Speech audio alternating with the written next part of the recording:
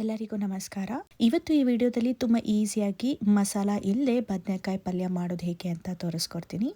ಬದನೆಕಾಯಿ ಪಲ್ಯ ಅಂದರೆ ನಾವು ಯಾವಾಗಲೂ ಮಸಾಲಾನ ಹಾಕಿ ಮಾಡುವಂಥ ಪಲ್ಯನೇ ನೆನಪಾಗುತ್ತೆ. ಅದ್ರ ಜೊತೆಗೆ ಈ ರೀತಿಯಾಗಿ ಮಾಡಿದ್ರು ಕೂಡ ತುಂಬ ಟೇಸ್ಟಿಯಾಗಿರುತ್ತೆ. ಒಮ್ಮೆ ನೀವು ಕೂಡ ಟ್ರೈ ಮಾಡಿ. ಬದನೆಕಾಯಿನ ಈ ರೀತಿ ಹೆಚ್ಚಿದ ನಂತರ ನೀರು ಒಳಗಡೆ ಹಾಕೋಬೇಕು, ಇಲ್ಲಾಂದ್ರೆ ಸ್ವಲ್ಪ ಕಪ್ ಕಪ್ ಆಗಿಬಿಡುತ್ತೆ. ಇನ್ನು ನೀರ್ಗೆ ಹಾಕಿದ ನಂತರ ನೋಡಿ ನೀರು ಕೂಡ ಅದೇ ಕಲರ್ ಟರ್ನ್ ಆಗಿದೆ. ಹಾಗೆ ಹಚ್ಚುವಾಗ್ಲೂ ಕೂಡ ಕೈಗೆ ಸ್ವಲ್ಪ ರಾಗಿ ಹಿಟ್ಟನ್ನ ಸರುಕೊಂಡು ಅಥವಾ ಎಣ್ಣೆನ ಸರುಕೊಂಡು ಹಚ್ಚಿದ್ರೆ ಕೈ ಕೂಡ ಕಳೆ ಆಗಲ್ಲ ಅಂತ ಹೇಳ್ತಾರೆ. ಇನ್ನು ಇವಾಗ ಹೆಚ್ಚಿಟ್ಕೊಂಡಿದ್ದಾಗಿದೆ, ಒಗ್ಗರಣೆ ಮಾಡ್ಕೊಳ್ಳೋಣ ಬನ್ನಿ. ಒಂದು ಬಾಣ್ಲಿಗೆ 1.5 ಸ್ಪೂನ್ ಆಗೋಷ್ಟು ಎಣ್ಣೆ ಕಾದಿದ ನಂತರ ಸಾಸಿವೆ, ಉದ್ದಿನಬೇಳೆ, ಕಡಲೆಬೇಳೆ, ಆಮೇಲೆ ಒಂದು 4ರಿಂದ 5 ಬೆಳ್ಳುಳ್ಳಿನ ಈ ರೀತಿ ಹೆಚ್ಚಿರುವಂಥದ್ದನ್ನ ಹಾಕ್ಕೊಂಡು 2 ಹಸಿಮೆಣಸಿನ್ಕಾಯಿನ ಹಾಕ್ಕೊಂಡು ಇನ್ನು ಕರ್ಬೇವಿನ ಸೊಪ್ಪು ಇಷ್ಟನ್ನು ಕೂಡ ಹಾಕ್ಕೊಂಡು ಕೈ ಆಡ್ಕೋಬೇಕು. ಕಡಲೆಬೇಳೆ ಸ್ವಲ್ಪ ಚೆನ್ನಾಗಿ ಫ್ರೈ ಮಾಡಿದ್ರೆ ಈ ಪಲ್ಯಕ್ಕೆ ತುಂಬ ಟೇಸ್ಟಿಯಾಗಿರುತ್ತೆ. ಇನ್ನು ಇದಕ್ಕೆ ಒಂದು ದಪ್ಪ ಈರುಳ್ಳಿನ ತಗೊಂಡಿದ್ದೀನಿ, ಸಣ್ಣದಾಗಿ ಹಚ್ಕೊಂಡಿದ್ದೀನಿ, ತುಂಬ ಸಣ್ಣಗಲ್ಲ ಮೀಡಿಯಮ್ ಆಗಿ ಹಚ್ಕೊಂಡು ಹಾಕ್ಕೊಂಡಿದ್ದೀನಿ. ಈರುಳ್ಳಿ ಸ್ವಲ್ಪ ಸಾಫ್ಟ್ ಆಗಬೇಕು, ಅಲ್ಲಿವರೆಗೂ ಕೂಡ ಬೇಯಿಸ್ಕೋಬೇಕು.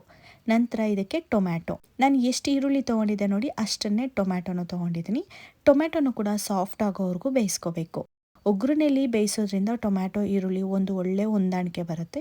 ಇನ್ನು ಇದಕ್ಕೆ ರುಚಿಗೆ ತಕ್ಕಷ್ಟು ಉಪ್ಪು, ಅರಿಶಿನ ಇಷ್ಟನ್ನ ಹಾಕಿದ ನಂತರ ಟೊಮ್ಯಾಟೊ ಈರುಳ್ಳಿ ತುಂಬ ಸಾಫ್ಟಾಗಿ ಕ್ರಿಸ್ಪಿಯಾಗಿ ಬೇಗನೆ ಬೇಯುತ್ತೆ. ನೋಡ್ಬೋದು, ಬೆಂದಿದ ನಂತರ ಈ ರೀತಿಯಾಗಿ ಎಣ್ಣೆ ಬಿಟ್ಕೊಂಡಿರುತ್ತೆ, ಹಾಗೆ ಸಾಫ್ಟ್ ಆಗು ಕೂಡ ಇರುತ್ತೆ.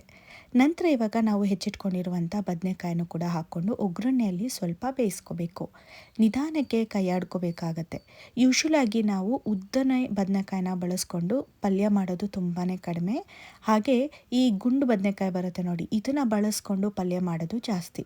ಈ ಒಂದು ದಪ್ಪ ಬದನೆಕಾಯಿ ಅಂದರೆ ಗುಂಡು ಬದನೆಕಾಯಿ ಏನಿರುತ್ತೆ ಇದನ್ನು ಬಳಸ್ಕೊಂಡು ನಾವು ಎಣ್ಣೆ ಬದನೆಕಾಯಿ ಅಥವಾ ಹಚ್ಬಿಟ್ಟು ಕೂಡ ಅದೇ ಮಸಾಲಾನ ಯೂಸ್ ಮಾಡಿ ಪಲ್ಯನೂ ಮಾಡ್ಕೋತೀವಿ. ಆದರೆ ಈ ರೀತಿ ಸಿಂಪಲ್ ಆಗು ಕೂಡ ಮಾಡ್ಕೋಬಹುದು.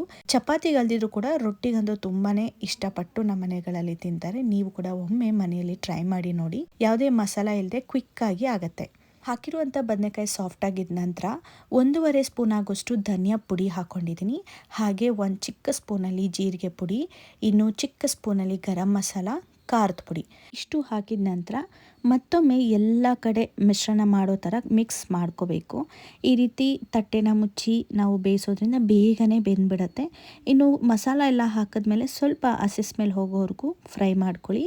ನಂತರ ಈ ಬದನೆಕಾಯಿ ಬೇಯೋದಕ್ಕೆ ಎಷ್ಟು ಬೇಕೋ ಅಷ್ಟು ನೀರನ್ನ ಹಾಕ್ಕೊಂಡು ಈ ರೀತಿ ಮತ್ತೊಮ್ಮೆ ಕೈಯಾಡಿಕೊಂಡು ಹಾಗೆ ಒಂದು 2 ಸ್ಪೂನ್ ಆಗೋಷ್ಟು ಹಸಿ ತೆಂಗಿನ ತುರಿನ ಹಾಕ್ಕೋಬೇಕು. ಇಷ್ಟನ್ನು ಹಾಕ್ಕೊಂಡು ಮತ್ತೆ ಮಿಕ್ಸ್ ಮಾಡ್ಕೋಬೇಕು. ಇನ್ನು ಕಾಯಿ ಹಾಗೆ ಬದನೆಕಾಯಿ ಇನ್ನು ಹಾಕಿರುವಂಥ ಮಸಾಲ ಎಲ್ಲ ಹೊಂದಾಣಿಕೆ ಆಗಬೇಕಲ್ವ, ಇದೆಲ್ಲದಕ್ಕೂ ಕೂಡ ಮಿಕ್ಸ್ ಮಾಡಿಬಿಟ್ಟು ತಟ್ಟೆನ ಕ್ಲೋಸ್ ಮಾಡಿ ಮತ್ತೆ ಒಂದು 2ರಿಂದ 3 ನಿಮಿಷ ಬೇಯಿಸ್ಕೊಳ್ಳಿ. ನಂತರ ಕೊನೆಯದಾಗಿ ಉಚ್ಚಲ್ ಪುಡಿ ಬರುತ್ತೆ ನೋಡಿ, ನಿಮಗೆ ಇಷ್ಟ ಇದ್ದರೆ ಅಥವಾ ಮನೇಲಿದ್ದರೆ ನೀವು ಹಾಕ್ಕೊಳ್ಬೋದು, ಇಲ್ಲಾಂದರೆ ಸ್ಕಿಪ್ ಮಾಡ್ಕೋಬೋದು.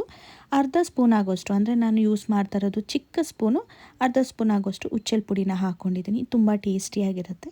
ಚಳಿಗಾಲದಲ್ಲಿ ನೀವು ಈ ಪುಡಿನ ಬಳಸೋದ್ರಿಂದ ದೇಹನ ತುಂಬ ಕಾವಾಗಿ ಇಟ್ಕೊಂಡಿರುತ್ತೆ, ಅಂದರೆ ಸ್ವಲ್ಪ ಹೀಟಾಗಿ ಇಟ್ಕೊಂಡಿರುತ್ತೆ, ಅದಕ್ಕೋಸ್ಕರ ಇದನ್ನು ಬಳಸ್ತಾರೆ. ಇನ್ನು ಉಚ್ಚಲ್ ಪುಡಿ ಹಾಕಿ ಮಿಕ್ಸ್ ಮಾಡಿ ನೋಡಿ, ಈ ರೀತಿಯಾಗಿ ಚೆನ್ನಾಗಿ ಕುದ್ದಿದೆ ಪಲ್ಯ. ಈ ಥರ ಪಲ್ಯಕ್ಕೆ ನೀವು ಬೇಕಾದರೆ ಒಂದೊಂದ್ಸತಿ ಅನ್ನನೂ ಕೂಡ ಮಿಕ್ಸ್ ಮಾಡಿಕೊಂಡು ತಿನ್ಬೋದು. ತುಂಬ ಅಂದರೆ ತುಂಬ ಟೇಸ್ಟಿಯಾಗಿರುತ್ತೆ. ಇನ್ನು ಕೊನೆಯದಾಗಿ ಕೊತ್ತಂಬರಿ ಸೊಪ್ಪನ್ನ ಹಾಕ್ಕೊಂಡು ಮಿಕ್ಸ್ ಮಾಡಿಕೊಂಡ್ರೆ ಪಲ್ಯ ರೆಡಿ. ನಾನಿವತ್ತು ಈ ಪಲ್ಯಕ್ಕೆ ರೊಟ್ಟಿನ ಮಾಡಿದ್ದೀನಿ. ರೊಟ್ಟಿನಾದರೂ ತಿನ್ಬೋದು ಅಥವಾ ಚಪಾತಿನೂ ಕೂಡ ತಿನ್ಕೋಬೋದು. ಇನ್ನು ಬೇಕಂದರೆ ದೋಸೆಗೂ ಕೂಡ ಸೆಟ್ ಆಗುತ್ತೆ, ಹಾಗೆ ಅನ್ನಕ್ಕೂ ಕೂಡ ಯೂಸ್ ಮಾಡ್ಕೋಬೋದು. ಈ ಥರಾಗಿ ಸಿಂಪಲಾಗಿ ಪಲ್ಯ ಮಾಡಿಕೊಂಡ್ರೆ ಹೆಂಗೆ ಬೇಕಾದರೂ ಯೂಸ್ ಮಾಡ್ಕೊಂಡು ತಿನ್ಬೋದು. ತುಂಬ ಟೇಸ್ಟಿಯಾಗಿರುತ್ತೆ. ನೀವು ಕೂಡ ಒಮ್ಮೆ ಈ ರೀತಿಯಾಗಿ ಟ್ರೈ ಮಾಡಿ ನಿಮ್ಮ ಅನಿಸಿಕೆ ಹಾಗೆ ಮನೇಲಿ ಹೇಗೆ ರುಚಿಯಾಗಿ ಬಂತು ಅನ್ನೋದನ್ನು ಕಮೆಂಟ್ ಬಾಕ್ಸಲ್ಲಿ ತಿಳಿಸಿ. ನನ್ನ ಚಾನಲಲ್ಲಿರುವಂಥ ರೆಸಿಪಿ ಇಷ್ಟ ಆಯ್ತಂದರೆ ದಯವಿಟ್ಟು ಲೈಕ್ ಮಾಡಿ, ಸಬ್ಸ್ಕ್ರೈಬ್ ಮಾಡೋದನ್ನು ಮರಿಬೇಡಿ. ಇನ್ನು ನಿಮ್ಮ ಫ್ರೆಂಡ್ಸ್ ಆ್ಯಂಡ್ ಫ್ಯಾಮಿಲಿಗೆ ಈ ವಿಡಿಯೋನ ಶೇರ್ ಮಾಡಿ. ನೆಕ್ಸ್ಟ್ ವಿಡಿಯೋದಲ್ಲಿ ಡಿಫರೆಂಟ್ ಆದ ರೆಸಿಪಿ ಜೊತೆಗೆ ಸಿಗ್ತೀನಿ. ಅಲ್ಲಿವರೆಗೂ ಟೇಕ್ ಕೇರ್, ಬಾಯ್.